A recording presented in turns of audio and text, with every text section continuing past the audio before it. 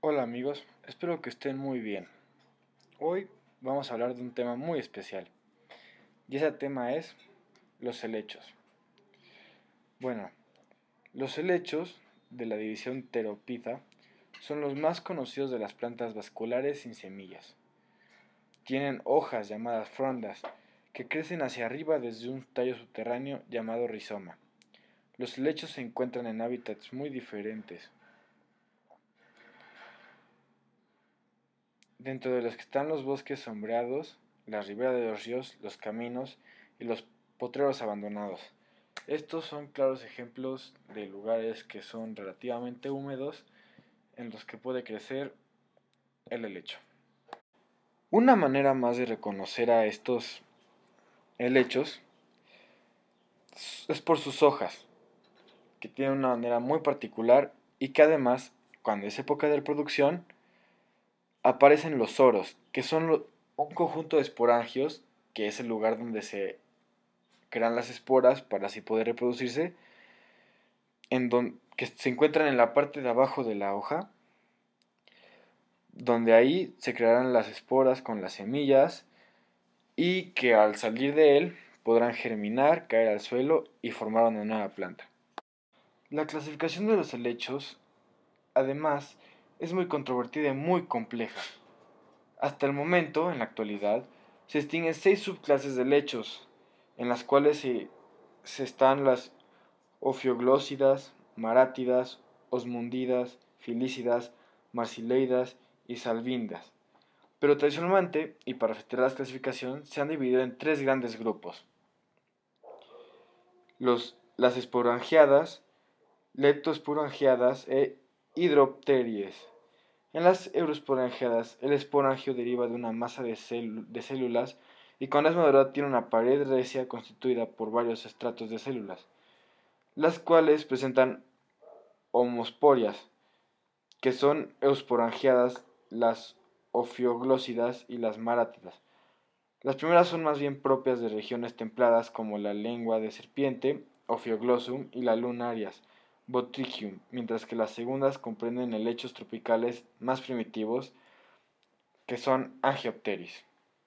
Mientras tanto, en las leptosporangiadas el esporangio deriva de una única célula primordial, superficial y su envoltura es uniestratificada, también son los homospóricas. Y en las hidropterides las paredes de los esporangios también son uniestratificadas y que comprenden solo unos cuantos ejemplares de helechos acuáticos. Los helechos, al ser una planta con hojas llamadas frondas, realizan la fotosíntesis y es precisamente de lo que se encargan estas.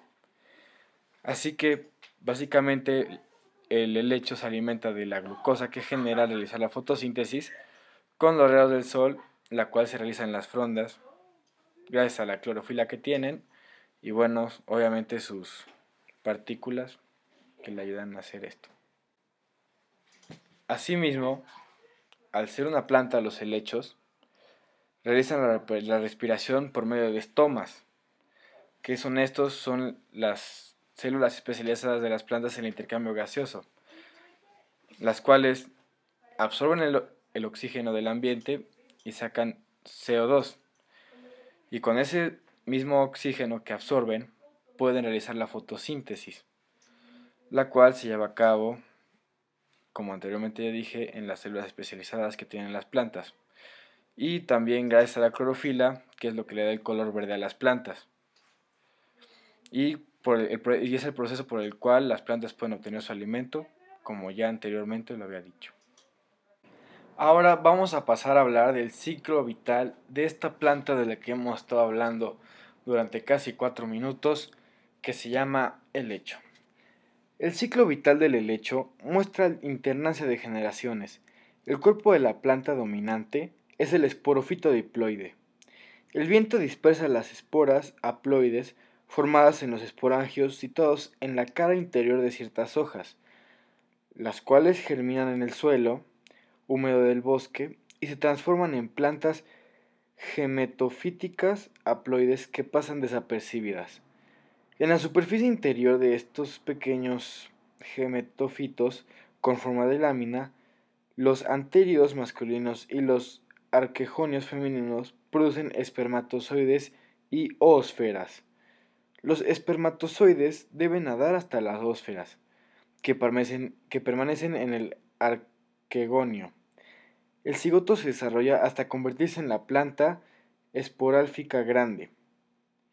Es decir, al los esporangios liberar las esporas que tienen en su interior con las semillas que tienen de las semillas de los helechos, estas caen al piso y al estar en contacto con el suelo húmedo de las condiciones de que tiene que tener un helecho para poder crecer, de las cuales vamos a hablar en un momento, con eso mismo vamos a poder ver que mediante la aumentación de estas semillas puede crecer otro helecho, es decir, nuestro helecho se reproduce mediante esporas que hay en esporangios, los cuales están en la parte de adentro de las hojas.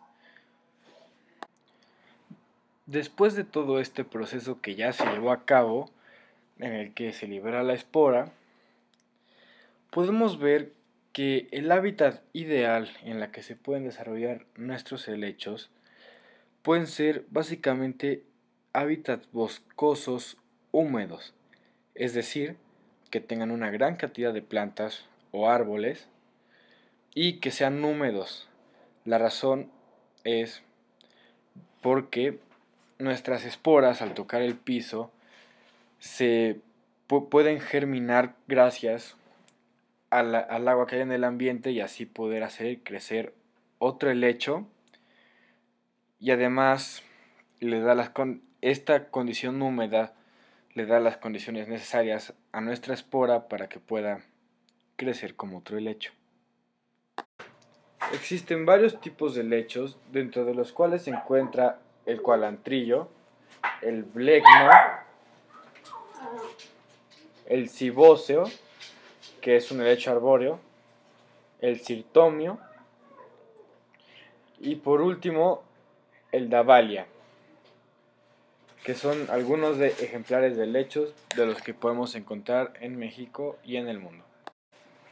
Ahora vamos a hablar un poco sobre esos datos que nunca nadie hace caso, pero que a veces son muy importantes. Por ejemplo, ¿sabías que hay 10.000 especies en el mundo de helechos? O que en México hay de esas 10.000 especies de helechos, hay 1.008 especies en México. Y por si fuera poco, 186 de esas especies son endémicas en México. Además, México tiene una de las floras de helechos más diversas del mundo y más amplias latitudinalmente.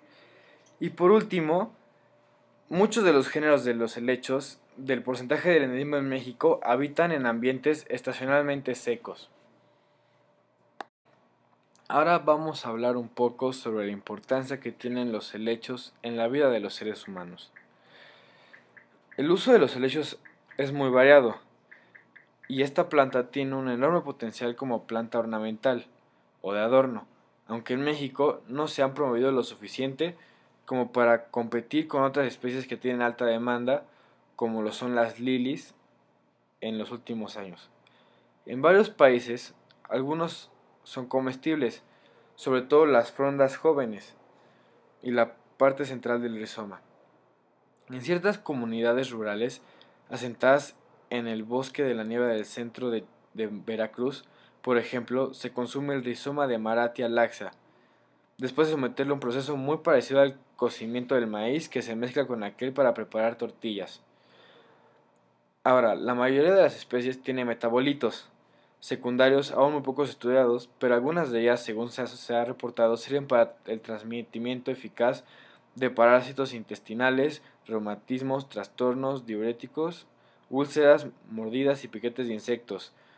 Tal es el caso de la hoja de ratón, que sirve para corregir disfunciones renales. Por supuesto, también son fijadores efectivos de nitrógeno y controladores del proceso de erosión en las pendientes pronunciadas. Muchas gracias y gracias por ver el video.